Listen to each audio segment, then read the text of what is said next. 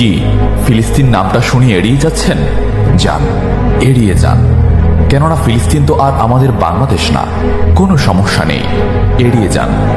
কিন্তু একটা কথা মনে রাখবেন, সেই কাল কিয়ামতের দিন যখন আল্লাহ আপনাকে প্রশ্ন করবে, তখন কি করবেন?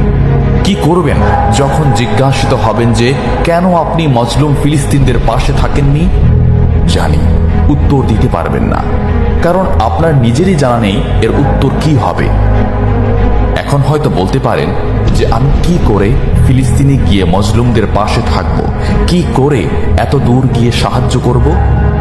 হ্যাঁ, এইরকম প্রশ্ন যদি আপনার মনে উদয় হয়ে থাকে, তাহলে অবশ্যই আপনার মনে অলসতা আর বজ্রে ভরা। এই আধুনিক যুগে অস্ত্রের চেয়ে পাওয়ার হচ্ছে মিডিয়া, তাই মিডিয়ায় বেশি বেশি করে তা প্রচার করুন। হ্যাশট্যাগের মাধ্যমে প্রতিবাদ করুন। এই ক্ষুদ্র প্রতিবাদ একদিন অনেক বড় প্রতিবাদ হয়ে দাঁড়াবে। বিজয় একদিন ইসলামেরই হবে ইনশাআল্লাহ।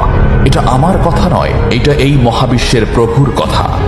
একটা কথা মনে রাখবেন, ক্ষুদ্র ক্ষুদ্র বালিকণা, বিন্দু বিন্দু জল গড়ে তুলে পাহাড় পর্বত, সাগর অতল।